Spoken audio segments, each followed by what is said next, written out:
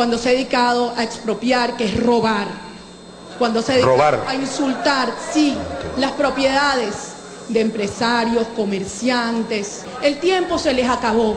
Es el momento de una nueva Venezuela. Sí, acepte el debate, presidente. Muy bien. Gracias, diputada. Este es uno de los momentos de la convulsionada vida política que muchos recuerdan en Venezuela. Sucedió en 2012. Hugo Chávez ya llevaba casi 13 años acumulando casi todo el poder en Venezuela. Y la entonces diputada a la Asamblea, María Corina Machado, lo acusaba en vivo y en directo y en cadena nacional de ser un usurpador, un ladrón. Chávez le respondió entonces con su peculiar estilo. Yo primero le sugiero que gane las primarias, ¿verdad? Gane usted las primarias. Es lo primero que tiene que hacer, porque está fuera de ranking para debatir conmigo. Está fuera de ranking. Lo lamento mucho. Lo lamento mucho. Pero esa es la verdad. Ya que usted me llamó hasta ladrón, así me llamó ladrón delante del país, no la voy yo a ofender. Águila no caza mosca, diputada. Pasaron más de 12 años. Hugo Chávez murió y fue sustituido en el poder por Nicolás Maduro, quien ha gobernado desde entonces. Y el pasado 22 de octubre, María Corina Machado hizo lo que Chávez le exigía. Ganó las primarias, arrasó en esos comicios y se convirtió en la candidata presidencial venezolana de cara a las elecciones de 2024. Unas elecciones que, según las últimas encuestas, podría ganar por una amplia mayoría. Pero tiene un obstáculo que no es menor. El régimen chavista la inhabilitó para aspirar a un cargo público hasta el año 2030. ¿La dejarán participar en la elección presidencial de Venezuela? En los próximos minutos hablaremos con la candidata opositora María Corina Machado para ver qué pasó con lo que pasó después de las primarias y qué podría pasar.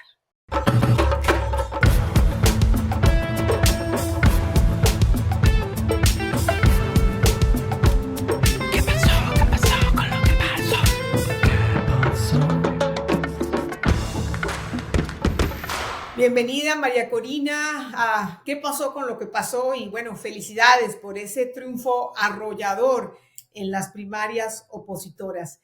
Me pregunto si te esperabas este triunfo tan contundente, alrededor de 2,5 millones de votos, que tengo entendido que fue más de lo que obtuvo Enrique Capriles en las primarias de 2012. Patricia, yo creo que todos los que teníamos enormes expectativas, al final estamos maravillados con lo que ocurrió, porque si bien yo tenía mucha confianza en la respuesta de los venezolanos dentro y fuera del país, no me imaginaba una movilización de esta magnitud, pero que además fue transversal, ¿sabes? En los pueblos más rurales, más pequeños, en las zonas urbanas, en zonas muy populares, de muy, muy pocos recursos, hasta zonas de clase media, dentro y fuera del país. Realmente esto ha sido una avalancha y una gesta ciudadana de la que yo me siento muy orgullosa de ser venezolana y parte de este proceso, ¿sabes? Crónica de un megafraude anunciado. De modo que a quién engañan, no engañan ni a su propia gente. Y después de la euforia, pues viene el chaparrón, porque sabemos que después de esos resultados, el gobierno, Maduro, ha dicho que esto fue un megafraude. El Tribunal Supremo de Justicia ha suspendido los resultados de estas primarias. La Fiscalía ha iniciado una investigación, la Fiscalía del régimen, y los cargos que citan son asociación para delinquir, legitimación de capitales, usurpación de funciones y de identidad de los votantes. ¿Puedes decirnos de qué se trata estos procesos? ¿En qué van estos procesos? Fíjate, yo lo que creo es que el chaparrón duro y continuado fue para el régimen. Indiscutiblemente no se imaginaron jamás que iba a haber una reacción ciudadana de este tipo, porque como tú estás describiendo, Maduro hizo todo lo posible, lo imposible para impedir las primarias, para asustar a la gente.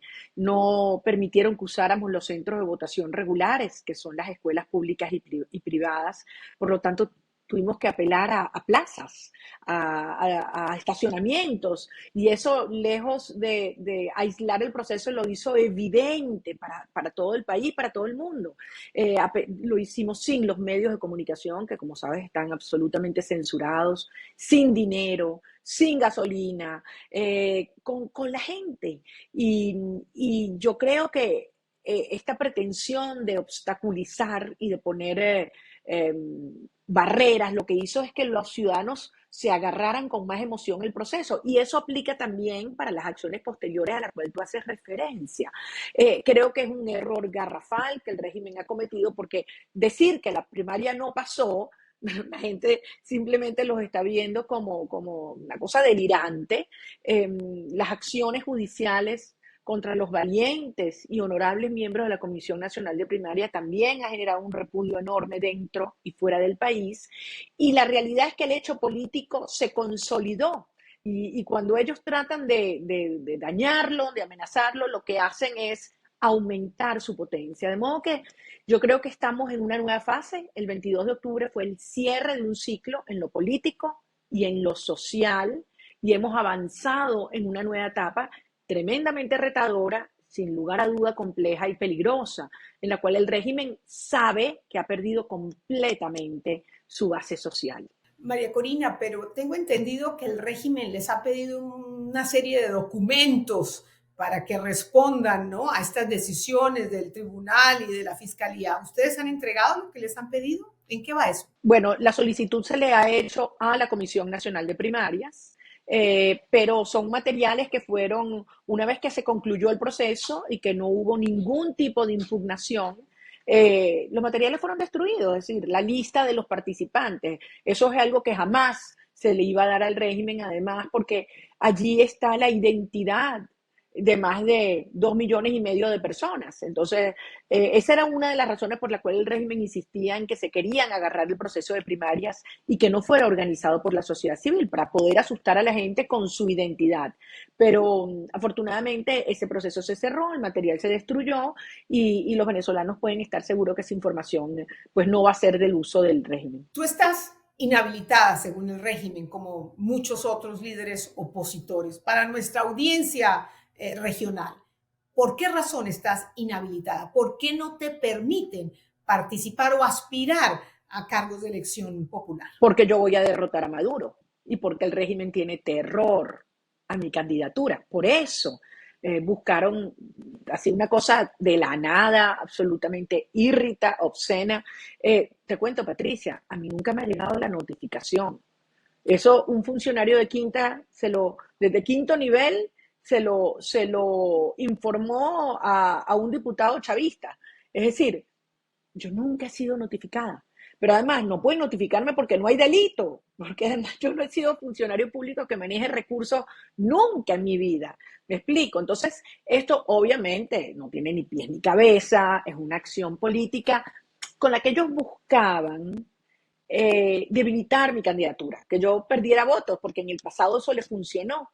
Pero en este caso, el efecto fue exactamente el contrario. A la gente le dio una gran indignación que Maduro dijera que él va a elegir el candidato y no la gente, no los ciudadanos. Y bueno, como habrás visto, no fue una estrategia que les funcionó el 22 de octubre. Pero la razón, para la gente que no sabe por qué el régimen te inhabilitó, el tema viene desde aquella intervención tuya en la OEA, ¿no?, en el 2014. La verdad que la primera inhabilitación, que fue por un año, fue para que yo no me pudiera lanzar a la Asamblea Nacional en segunda oportunidad. Y como no consiguieron nada y me registraron toda la vida, terminaron diciendo que me inhabilitaban porque en mi declaración jurada faltaba unos cesta tickets, que es una especie como de bonos de alimentación por concepto de $1 mensual. Esa fue la razón por la cual a mí me inhabilitan por un año.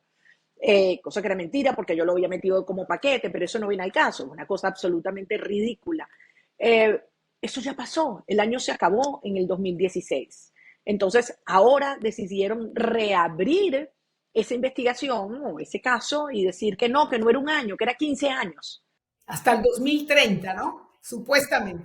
Exacto, supuestamente. Entonces, como tú comprenderás, esto es algo tan surrealista, que internacionalmente ha tenido el rechazo de hasta el propio presidente Gustavo Petro, que fue objeto de una medida similar, tú recordarás, ¿no? Y después la Corte Interamericana de Derechos Humanos la sentenció a su favor.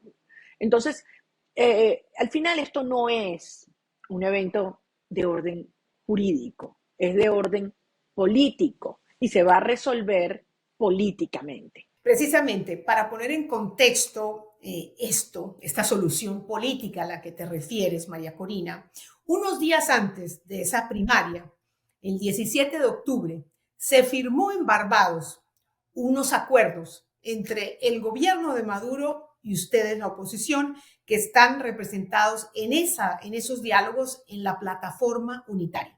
Y entre varias cosas que acordaron, voy a leer más o menos textualmente, entre apartes de esos acuerdos, figura la liberación de los presos políticos y también la habilitación, dice, de todos los candidatos presidenciales y partidos políticos, siempre que cumplan, dice textualmente, con los requisitos establecidos para participar en la elección presidencial, consistentes con los procedimientos establecidos en la ley venezolana. Entonces, ahí tienen ellos una excusa porque dicen que no cumples con los requisitos porque estás inhabilitado. Mi pregunta es, ¿qué vas a hacer para que el gobierno ceda y te permita inscribir tu candidatura a las elecciones presidenciales del año que viene? Concretamente. Yo primero quiero hacer una precisión porque quiero recordarte que nosotros no somos parte de la plataforma unitaria, ni que yo he estado involucrada en este diálogo, ni en los previos, 15, o sea, han habido 15 iniciativas previas y todas han terminado igual, Patricia. El régimen siempre se compromete y nunca cumple, ¿no? Han obtenido plata, han obtenido legitimidad, siempre han conseguido tiempo y nunca cumple. Por eso, desde luego, hay un grado muy alto de escepticismo en los venezolanos y también en actores internacionales que, como tú, han seguido muy de cerca la causa venezolana. Entonces, el planteamiento ahorita es, bueno, siempre pueden inventar algo nuevo y efectivamente los conocemos. Sin embargo, la situación no es la misma, Patricia. Recordemos que el régimen está en una situación económica terriblemente seria, tienen graves problemas de liquidez, saquearon PDVSA, se robaron todo y como estructura criminal, mafiosa que son, al final son voraces, son insaciables. Entonces, ante la falta de recursos se les empiezan a generar unas tensiones internas muy grandes. Mira lo que pasó a principios de año con Tarek El Aissami y los 23.000 millones de dólares que desaparecieron de PDVSA. Entonces, ahora el régimen está en una situación que necesita dinero y necesita lavarse la cara, necesita legitimidad. Se ha comprometido con Raimundo y todo el mundo de que van a una ruta electoral. Y en el acuerdo, o como parte del paquete de Barbados, hay unos puntos de entendimiento con el gobierno de los Estados Unidos. A cambio de unas licencias que ya le fueron otorgadas, el régimen se ha comprometido en un plazo perentorio, que es final de noviembre, de plantear muy claro cuál va a ser el procedimiento y la fecha en la cual los candidatos a la elección primaria efectivamente son habilitados. Entonces, aquí no hay espacio para evadir esto, o cumplen o no cumplen. Y bueno, el periodo está corriendo sin lugar a duda y es un momento, digamos, de mucho recálculo por parte del régimen y de otros actores. O sea que a más tardar el 30 de noviembre se debería saber si te dejan o no te dejan participar, ¿correcto? Según los términos de este acuerdo.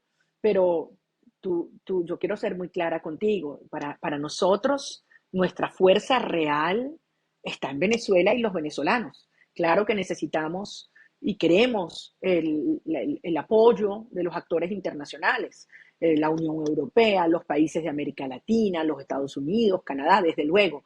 Pero nuestra verdadera fuerza y lo que a mí me da tanta confianza en que voy a ser candidata y vamos a derrotar a Maduro es este movimiento social que se ha despertado en nuestro país. Si no cede el régimen de Maduro, María Corina, ¿te has puesto tú un plazo para que, si no te permiten participar en las elecciones, por ejemplo, elegir un candidato sustituto, proponer un sucesor de tu candidatura? Es que ese planteamiento implica asumir o aceptar ex antes la derrota. Y eso es algo que no existe. A mí me lo planteaban muchas veces durante la campaña de las primarias. Bueno, pero si no te habilitan, ¿qué sentido tiene que te inscribas? Pero es que no va a haber primarias sin el CNE. Es que ellos no van a permitir que tú te participes en las primarias. Y una tras otra fuimos logrando superar todas estas barreras que nos pusieron. Entonces, al final, Patricia, yo recibí un mandato. Yo recibí un mandato de más de 2,5 millones de venezolanos, y un mandato que voy a cumplir y que implica no solamente superar la irrita inhabilitación, es lograr muchísimas otras condiciones y términos indispensables para la competitividad, para la integridad electoral que hoy no existen. Entonces, esa es una de muchísimas condiciones por las cuales tenemos que pelear, y yo estoy convencida que las vamos a ir logrando una por una. Pero ¿y si no? Y si sí, ese es el punto. Yo no puedo concebir un escenario de derrota. Es como que tú nos digas, ¿qué pasa si se pierde Venezuela? Para mí eso no existe. Para mí eso no existe. Claro, pero es garantizar la participación de un candidato viable en la elección, sobre todo cuando el gobierno juega con el tiempo que corre a favor de ellos. O sea que si se llega a este plazo, aún con sanciones que en el pasado no funcionaron, el gobierno no te permite, no te habilita, no te permite participar, uno se pregunta si ya lo han contemplado. ¿Qué significa viable? Viable es un candidato que le guste a Maduro, que le convenga a Maduro, que Maduro está seguro que puede derrotar. Un candidato que acepte los términos de un proceso fraudulento. No, un candidato que represente tus banderas y tu candidatura y tu posición. Pero que Maduro lo acepte, porque no me acepta a mí porque no les da la gana. Ese es el punto. Si tú aceptas que la habilitación depende de ellos y no es un derecho nuestro, tú estás aceptando, uno, que Maduro escoge al candidato, y dos, que tú reniegas del mandato del 22 de octubre. Me acabas de explicar que tú no tienes representación en la plataforma unitaria. ¿Cómo va a ser tu participación para hacerle un seguimiento a los cumplimientos de esos acuerdos? ¿Qué papel vas a tener? Porque finalmente ese seguimiento te va a beneficiar. Absolutamente, absolutamente. Y el hecho que yo no participe en la delegación hasta ahora no significa que desde el 22 de octubre estoy totalmente involucrada en ese proceso de seguimiento al que tú haces referencia. Porque además yo creo que eso es parte del mandato que recibí y es lo que el país espera de mí. O sea, yo creo que es parte de nuestra responsabilidad. Yo estoy hablando con todos los actores políticos, Patricia, con todos, pero no solamente los que participaron en las primarias, sino también muchos que estaban, bueno, escépticos o renuentes, con muchos sectores que vienen del chavismo. Es algo para mí sorprendente porque hay mucha gente que se siente totalmente traicionado por lo que este proceso ha derivado, ¿no? Y aunque tengamos diferentes visiones, digamos, de un punto de vista ideológico, es para mí conmovedor, como muchos me dicen, bueno, tenemos distintas ideas, yo vengo de la izquierda, tú eres liberal, pero estamos convencidos que tú puedes derrotar a Maduro, tú eres quien va a derrotar a Maduro. Por eso queremos ser parte de esta causa. Entonces, es muy interesante porque al final lo que yo le digo a compañeros, no solamente de 20 partidos, sino de otros partidos, es, este es el momento del ciudadano. Los partidos tenemos que ponernos en la fila de atrás y que esto sea realmente una enorme causa donde todo el mundo, que queremos lo mismo y que queremos un país donde exista democracia, donde podamos vivir con dignidad, una Venezuela a la que regresen nuestros hijos, donde veamos crecer a nuestros nietos, donde existan obviamente libertades y prosperidad, podamos todos contribuir a hacer la realidad. ¿Repensarías la posibilidad de mantener un diálogo directo con Nicolás Maduro? Fíjate, yo creo que estamos en una nueva etapa donde efectivamente ya está claro que hay un camino electoral por delante, que, te repito, hasta los propios aliados del régimen, o digamos, gobiernos que han sido cercanos ideológicamente o tengan alguna afinidad, así lo han planteado. Te recuerdo lo que fue la conferencia internacional del 25 de abril en Bogotá, convocada por el presidente Petro. Allí todos estos países acordaron de que había que avanzar por una ruta electoral con garantías. Entonces, yo creo que en este contexto es importante hablar con todos los actores y asegurar que un proceso de transición, desde luego, requiere dar incentivos y garantías. ¿Tú directamente hablarías con Maduro? Posiblemente, no lo descarto. Ahora me pregunto, hablabas de la comunidad internacional. Ustedes por años han pedido que los acompañen con más presión. ¿Qué necesita hacer la comunidad internacional? ¿Qué le dirías a Estados Unidos, a los países del hemisferio, que deberían hacer para convencer de una vez por todas a Maduro y a su régimen que eres la candidata escogida por una parte de la población para que lo enfrente a él posiblemente en las elecciones del año entrante y te deje participar? Este es un punto muy importante. Yo creo que una vez que hemos logrado la primera etapa o el primer objetivo era levantar, emocionar, inspirar al país para poder, en segunda instancia, llegar a una primaria que nos permitiera tener un liderazgo con legitimidad y que representara a estas fuerzas democráticas. Ahora toca, como bien dices, alinear los intereses de todo el mundo, de los actores convencionales y no convencionales, en el sector político, en el sector financiero, económico, energético, cultural, mediático, etcétera.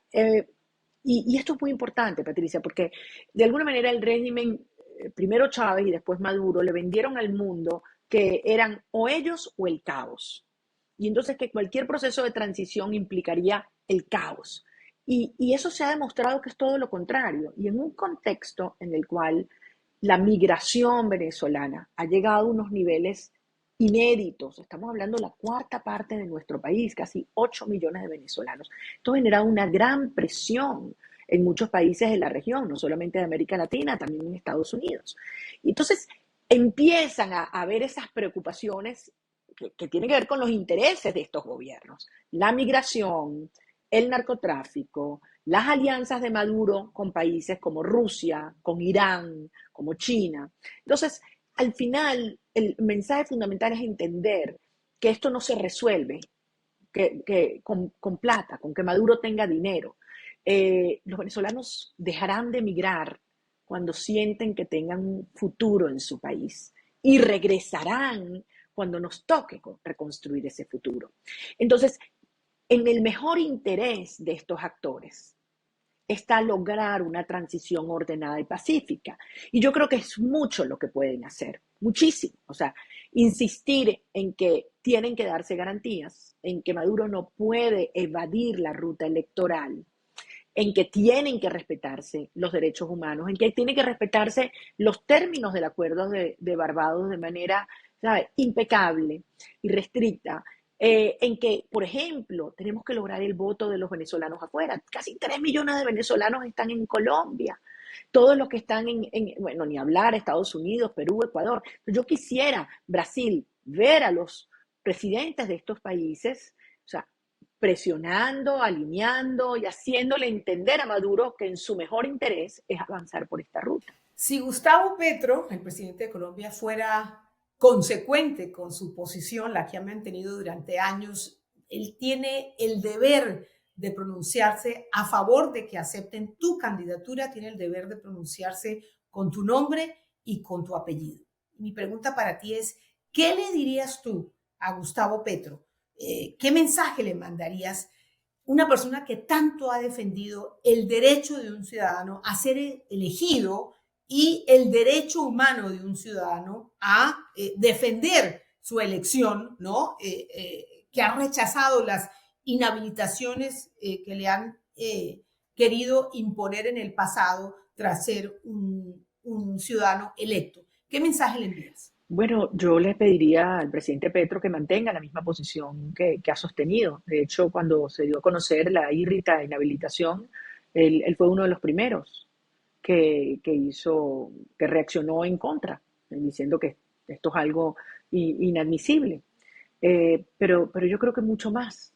Yo creo que sin lugar a duda, por ser Colombia y por ser Petro, tiene un papel importante que podría desempeñar en el avance, en la resolución del conflicto de Venezuela. Y lo digo, tanto por el interés de Venezuela como por el interés de Colombia y de su propia figura en este contexto global. Yo sí creo que los colombianos están hoy en día muy claros, muy alineados y muy a favor de que en Venezuela podamos restablecer la vigencia de las instituciones democráticas y volver a establecer una relación fructífera y enriquecedora en todos los planos, desde luego en el económico, pero sobre todo en el plano humano, en la frontera más viva que tiene América Latina y que hoy se ha convertido en una zona donde reina el crimen y la ausencia de la ley. Tú me decías que estabas dispuesta a un diálogo directo con Maduro y yo quiero preguntarte, ¿qué le dirías? Las encuestas dicen que lo derrotarías, tienes una aprobación de cerca del 80%. Y todos sabemos que Maduro, perdiendo las elecciones fuera del poder, es el blanco de la justicia internacional. ¿Cómo garantizarle alguna salida que le permita estar tranquilo y ceder el poder en caso de perder las elecciones? ¿Qué le dirías? Puedes estar segura que el planteamiento sería formulado de tal manera de poder generar los incentivos que, por encima de todo, preserven el interés superior de Venezuela y los venezolanos, pero que sean suficientemente claros como para que proceda en consecuencia. Pero evidentemente el contenido de esta conversación no es algo que puedo hacer público. Y ya para terminar, María Corina, ¿alguna preocupación de cara a lo que viene para ti, para el proceso democrático que muchos sueñan para el año entrante? ¿Algún temor? ¿Alguna inquietud importante? Ay, Patricia, tenemos por delante el año más importante de nuestras vidas. Cuando nosotros vemos lo que pueden ser los dos desenlaces, ¿no? Es algo abismal. Y mucha gente me lo dice, ¿sabes? María Corina, esta es mi última oportunidad. Es mi última oportunidad de conocer a mis nietos, que solamente lo he conocido por un WhatsApp. Me dicen muchos abuelitos, solamente los he visto por aquí, yo quiero abrazarlos antes de morirme. ¿Sabes cuántas madres que me dicen, aquí tengo amarrado a mi último hijo que no quiero que se me vaya? Los muchachos que me dicen, este es mi país, yo quiero luchar, quiero trabajar aquí, pero no tengo futuro. Entonces hay esa sensación real de que esto es una lucha que va mucho más allá de lo electoral, que es una lucha existencial y aún más que eso, espiritual. Y mi gran desafío es cómo construimos confianza entre todos nosotros y cómo logramos que también ustedes, los que quieren a Venezuela, los que aman las ideas de libertad, realmente confían en que esto es posible y suman sus fuerzas y sus voluntades en este camino. Yo tengo confianza en los venezolanos. Sé que vamos a enfrentar unos riesgos y unos peligros enormes, pero yo siento que de alguna manera estos años de lucha nos han ido forjando el carácter, el cuerpo, el espíritu para lo que viene y vamos a llegar hasta el final, Patricia, no lo dudes. Muchísimas gracias, María Corina, y muchísima suerte en lo que queda de este camino preelectoral. Gracias por aceptar esta entrevista.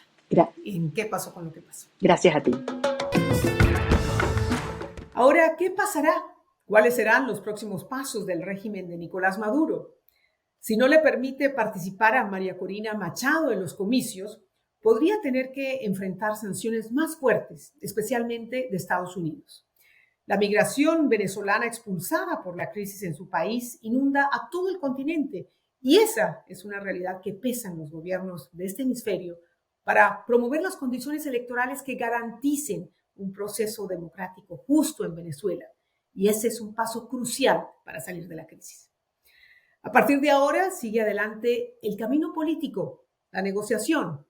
Y tal vez el principal tema a resolver es ¿Qué hacer con Maduro y sus colaboradores si son derrotados en las urnas y deben dejar el poder? Gracias por acompañarnos en ¿Qué pasó con lo que pasó? Y te recuerdo que puedes suscribirte a mi canal, Patricia Yaniot Videos, y activar las notificaciones para estar al tanto de nuestros próximos programas. ¿Tienes sugerencias de temas que quisieras que exploremos? ¿Hay algún hecho que no sabes qué pasó con lo que pasó? Escríbenos en los comentarios. Gracias de nuevo y hasta la próxima. ¿Qué pasó?